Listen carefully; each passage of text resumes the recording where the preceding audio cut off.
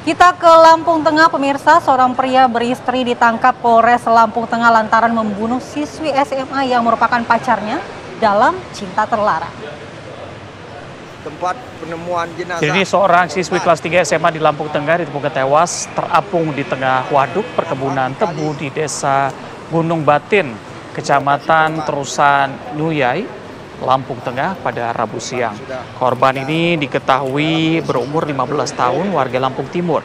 Jadi menurut polisi, korban dibunuh pacarnya setelah terlibat cinta terlarang. Korban berpacaran dengan pria yang telah beristri bernama Suryadi. Tersangka sudah ditangkap. Pembunuhan dipicu pertengkaran tersangka dengan korban yang meminta dibelikan ponsel seharga 8 juta rupiah. Tersangka yang tidak menuruti kemauan korban kemudian menganiaya korban menggunakan kayu hingga tewas. Korban sempat dinyatakan hilang oleh keluarga dan dilaporkan ke polisi. Pembunuhan terungkap sebelum mayat korban ditemukan. Tersangka mengaku membunuh korban usai gagal bunuh diri. Dan kami akan mengajak pemirsa untuk mendalami kasus ini bersama dengan Kasat Reskrim Polres Lampung Tengah, AKP Devrat Aulia Arfan. Pak Kasat, selamat pagi, Assalamualaikum. Selamat pagi, Pak Kasat. Selamat pagi, Waalaikumsalam.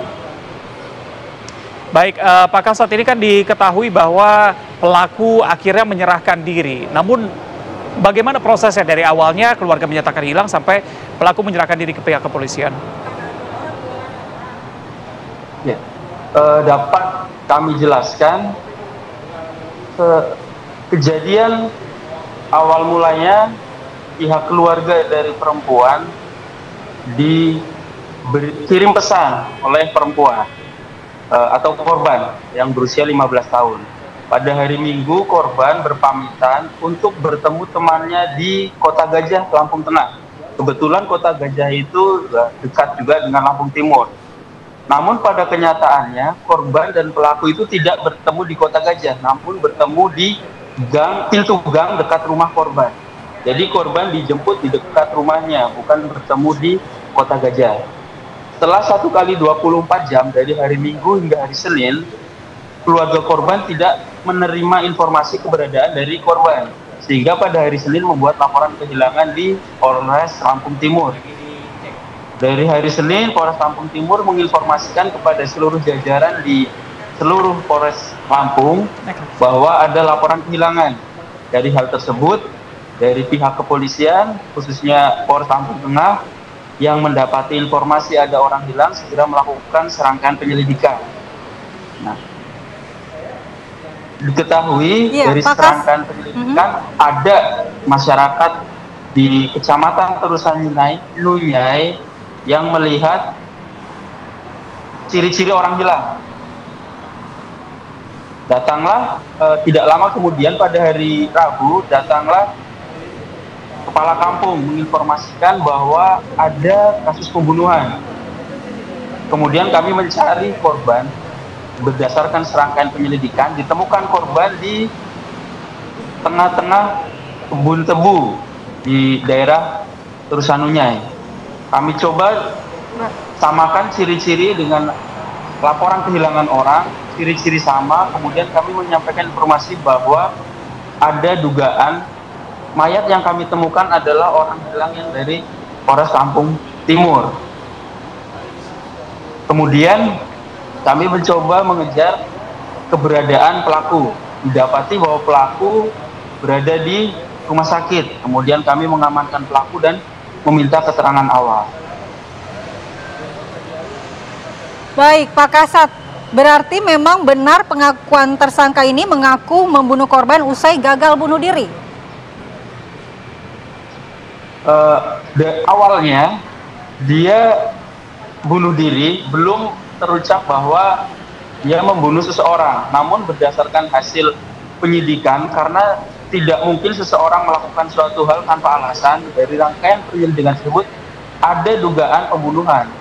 Kemudian kami memeriksa lebih dalam dan akhirnya dia mengakui bahwa dia telah melakukan pembunuhan. Baik. Baik, Pak Kasat, hubungan terlarang mereka sudah berlangsung berapa lama dan apakah memang diketahui orang lain atau hanya mereka berdua saja? Untuk hubungan mereka kurang lebih sudah 1 tahun. 1 tahun dari tahun 2024. Untuk yang mengetahuinya dari teman korban, untuk keluarga korban tidak mengetahuinya.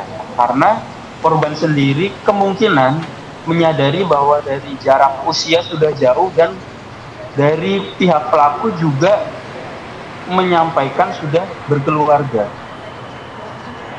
Oke, baik. Mengingat korban masih di bawah umur, apakah ada visum untuk memeriksa bagaimana kondisi tubuh dari korban dan apakah ada tindakan lain selain pembunuhan yang dilakukan oleh pelaku?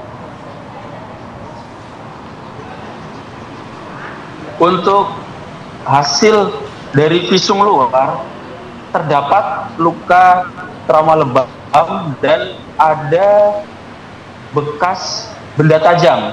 Namun untuk hasil otopsi, kami masih menunggu karena otopsi baru selesai dilaksanakan tadi malam.